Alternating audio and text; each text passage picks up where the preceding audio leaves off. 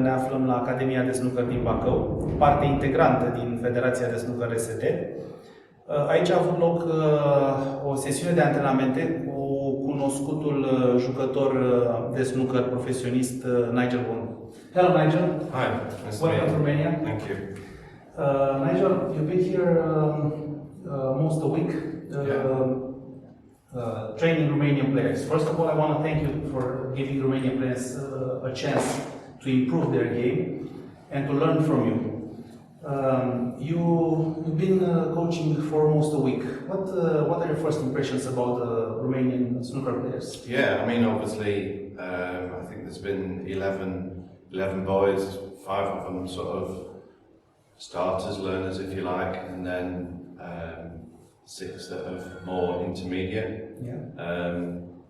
A couple of the boys have played in bigger tournaments, and yeah, you know, they're all talented and have got good techniques, and yeah, I've really enjoyed the week here in Bacău. It's my first time in Romania. I've really enjoyed it. Glad to hear that. Did someone special got your attention? One of the players? Even obviously the 2 boys that played in that have played in like the World Junior and stuff like that, you know. Mario and they're very talented. But also you can see that some of the young boys as well, they've got very good techniques, and they've got the, you know. So Nigel, let me rephrase that. So who you are going to be more afraid tomorrow matches of the Romanian players? Yeah, obviously the 2 older boys, Mario and Madeline, I'm sure are going to give me probably a stern, stiff test. But yeah, I'm really looking forward to it. You haven't met the chief yet, so he's danger number 1. So, okay. Nigel? You've warned me then. I'll give him some respect. Nigel, you've been a professional player for over 30 years. Yeah, long time.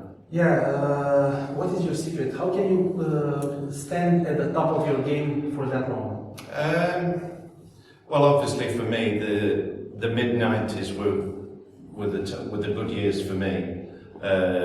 Again, it was nice to win the shootout in 2011, but I think just at the end of the day, I'm doing something that I love and have passion for and want to play well. So, you know, I've always put the practice in, worked hard on my game, and you know, that's probably why I've stayed around for so many years.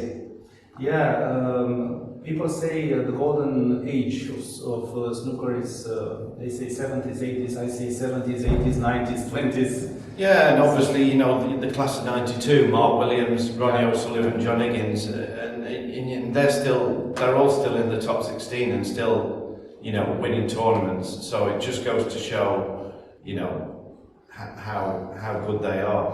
Yeah. And, you know, even the young players coming through today, you know, respect that.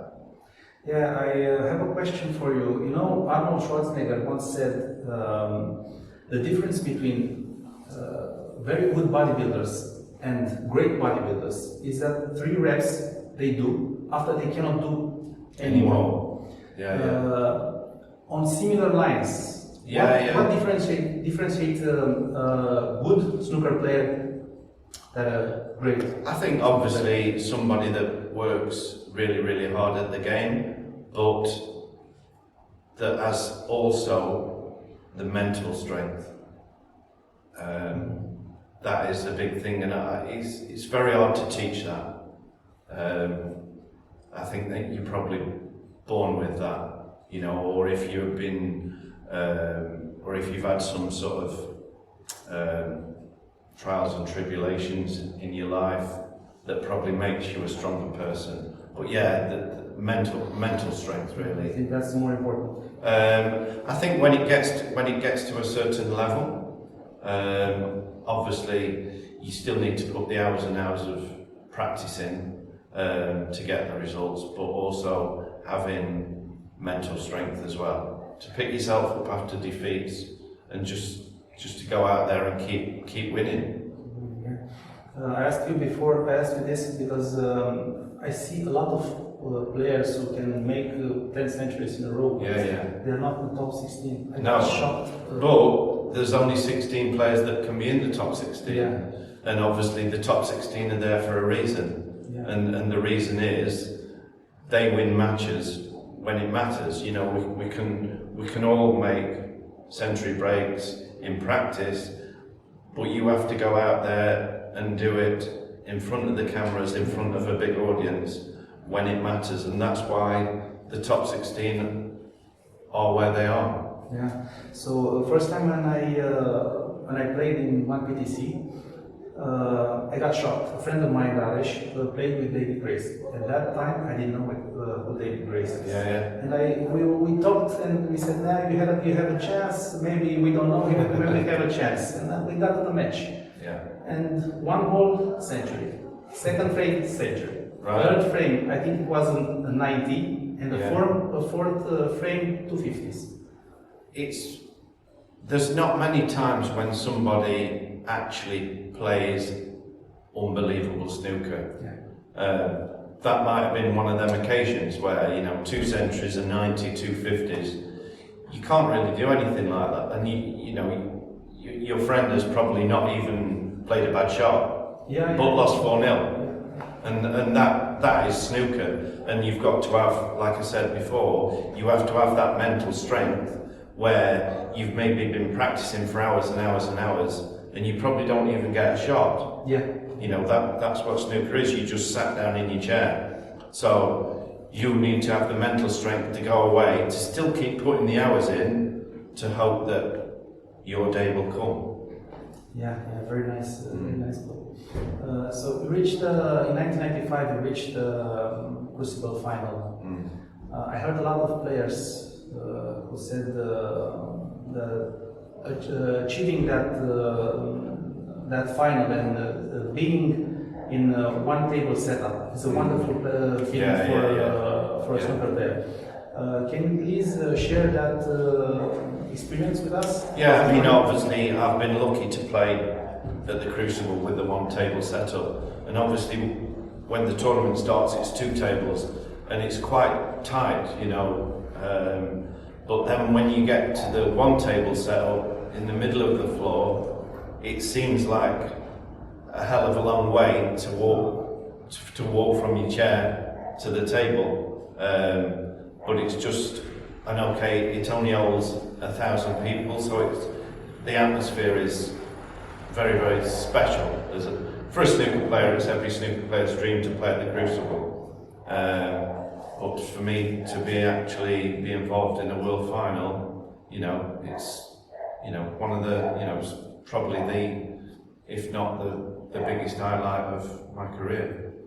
And you lost to whom? You lost to Stephen Henry. And he was dominating the game through the 90s. 91 to 99. 7 titles and 1 final. Don't remind me, he's a nuisance. You know, Jimmy White once said something like, he's beginning to annoy me. When he did, when he lost the 5th or 6th final. When he missed that black for, you remember? That black for the World Championship.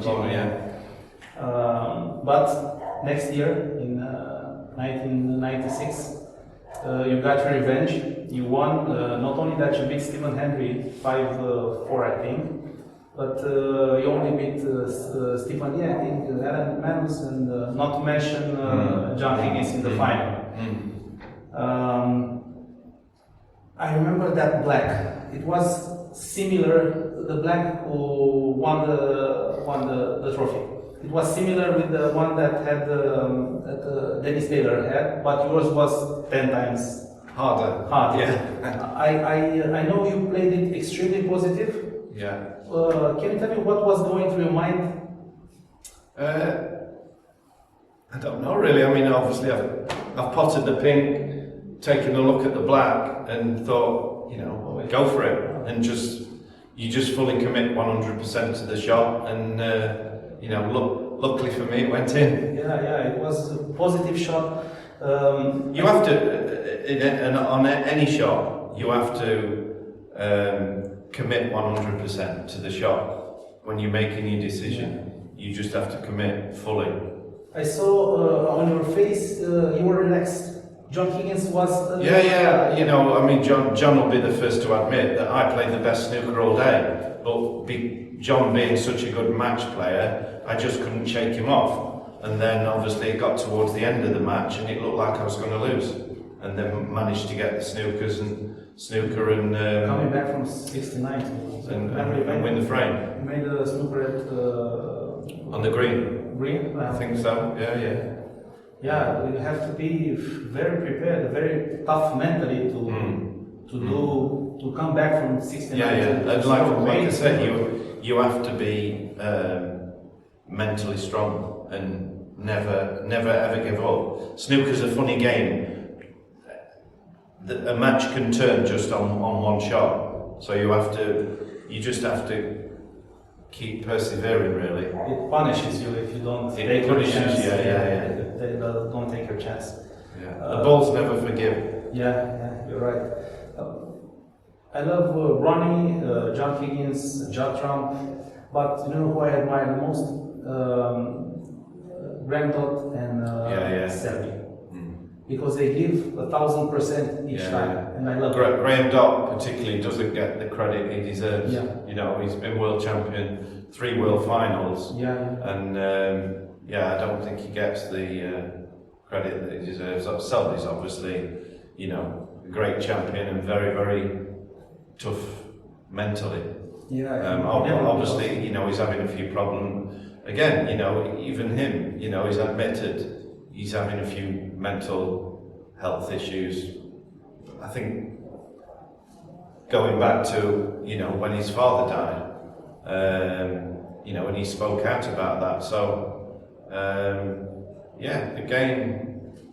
game's tough. Yeah. As a coach, I want to ask you something. What do you think is the most important thing as a coach? What do you teach the players? I think the main thing is when you have a student come to you, is to make sure that they have the basics correct. Okay. You know. So you think which is more important, aiming, cue action? I think everything, all parts of the basic skills. You know, from pre-shot routine to grip, to stance, to delivery, pausing, technique. It's all a combination of all those things that you need in place really to become better. If one thing breaks, they all crumble. So I ask you this because I wanted to ask you what do you think about Judd Trump's cue action? Because it looks... Yeah, I mean, it's obviously, you know, if being a coach, if Judd had come to me like that as he's a young boy and hitting massively, well, aiming offline, but then on final delivery, he's bang on line. You know, but that's Judd. That's Judd, and I think it's not textbook. It's not textbook, no. And I suppose with some players you have to work with what they have.